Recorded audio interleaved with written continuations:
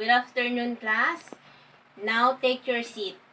Okay, before we proceed to our next topic, let's have a review. What is our topic yesterday, class? Yes, Miss Mary Jane? Okay, very good. Our topic yesterday is all about the basic need of plants. So, what are the basic needs of animals? The basic needs of animals are food, shelter, water, and air. So everyone need this, even us. We need food, shelter, water, and air. We cannot live without food, shelter, and water, and air. So, before we proceed to our topic, let's have a song. Okay, class, let's hear the song.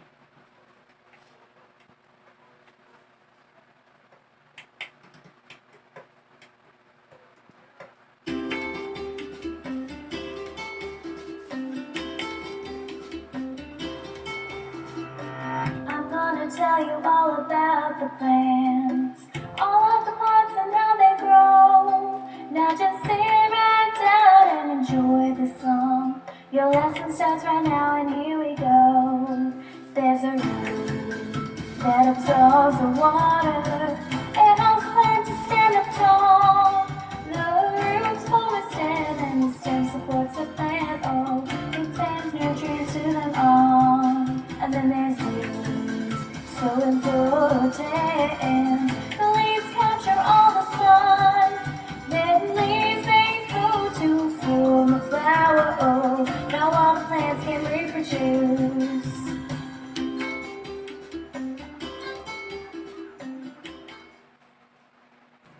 Now, you hear the song, so who can give me a plant you like the most? Okay, Miss Tabor? Very good. What are those plants you like the most? Yes, Miss Bansuela. Very good. Can you name a certain part of a plant? Yes, Miss Rizalyn.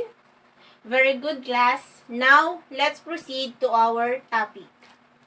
Our topic is all about the parts of the plant. I have here a picture, so I want you to observe and I will ask a question later.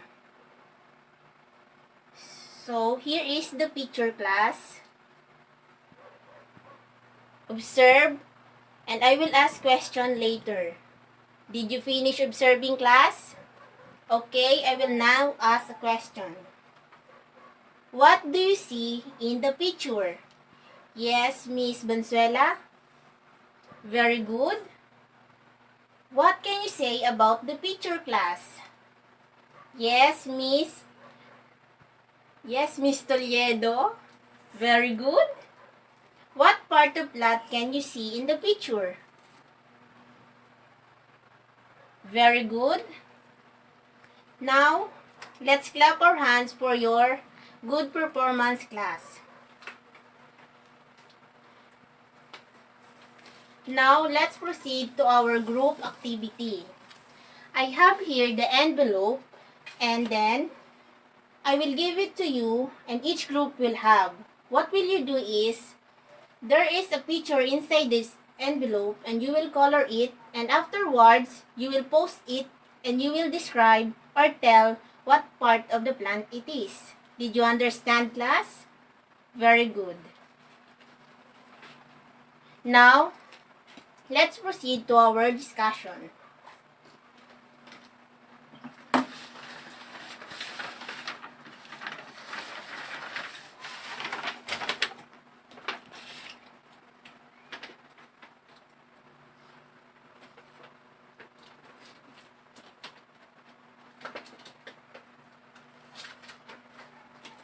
Now, let's proceed to our discussion, class. Our discussion is all about the parts of the plant. So, we will discuss first what is a plant. Okay, I will read it, class. Plants are the living organisms that cover much of land of planet Earth. You see them everywhere. They include grass, trees, flowers, bushes, ferns, mosses, and more. So, class, plants is everywhere. You can see it in our garden outside. And you can see it everywhere, at the park, or even at the seas there are plants like buko tree. So let's proceed to each part. The first part is the roots. The roots hold the plant to the soil. It absorbs water and minerals from the soil. So a plant cannot grow without a roots. So it is very important. The roots is under the ground. They are the one who is absorbing water and minerals to the soil. So let's proceed to the next part of the plant, the stem. The stem holds the leaves and flowers and fruits of the plant. So the stem is the body of the plants. If we will compare it to the human, it is the body. It is the body of the plant. It holds the flowers, the fruits, and even the leaves. So the next part is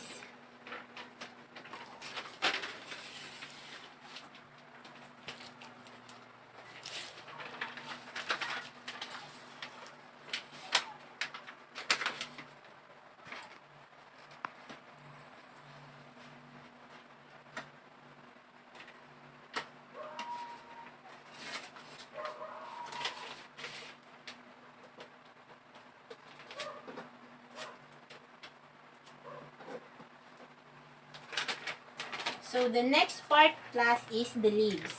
The leaves make the food for the plant. The leaves are the most important part of the plants. So why the leaf is the important part of the plant? They are the one who is making the food by the process of photosynthesis. We will not discuss the photosynthesis, but we will discuss it later on. So the next part is the flower. The flowers are the most attractive part of the plant. It helps the plant to make seeds. So the flowers are also important. They are the colorful part of the plants. Then the last one is the fruits. The fruits hold the seeds of the plant. So if you notice, class, every plant have a fruits. So that a plant can reproduce through seeds. So these are the parts of the plants.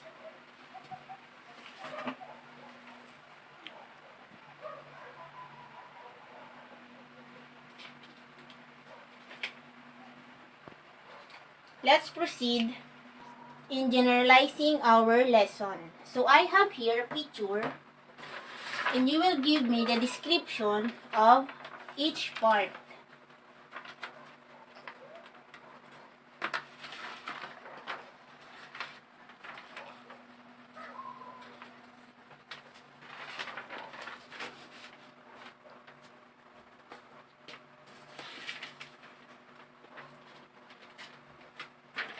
So class, can you see the picture? It is the parts of the plant. So this is the flower, this is the fruits, and this is the stem, this is the leaf, and this is the root. So now class, who can give me the function of a flower?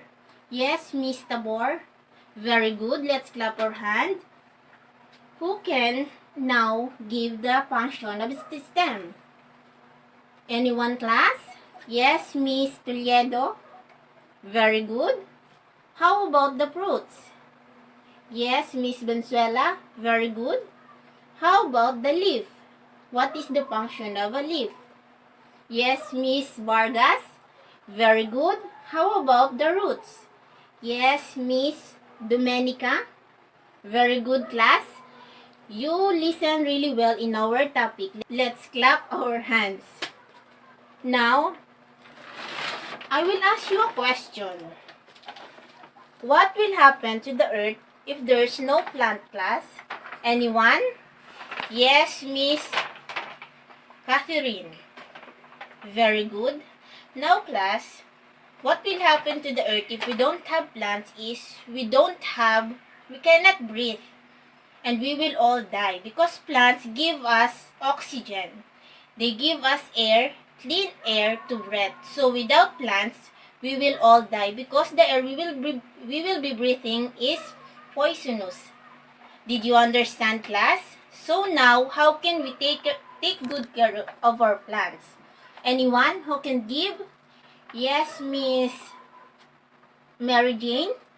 Very good. So, the way we can take care of our plants is we must not pick its leaves or the flowers or even the roots. We should not get the roots because a plant cannot grow without roots. Did you understand, class?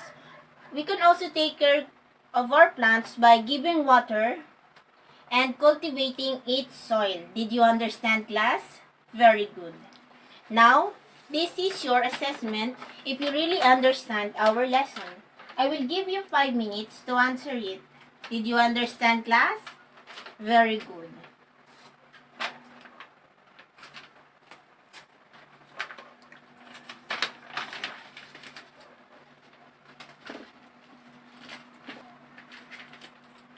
Now, class, this is your quiz number 1. Direction. Choose the letter of the correct answer. Please answer it in a 1/4 sheet of paper. I will give you 5 minutes to answer it. Did you understand, class? Very good. Start answering, class. And later on, I will give your assignment. Are you done, class? Very good. Now, I will give you your assignment. I want you to draw a plant and label its parts like this. You will draw a plant like this or even different plants and you will label its parts. And you will compile it to the portfolio and you will submit it in our next meeting. Did you understand, class? Very good. Now, goodbye, class.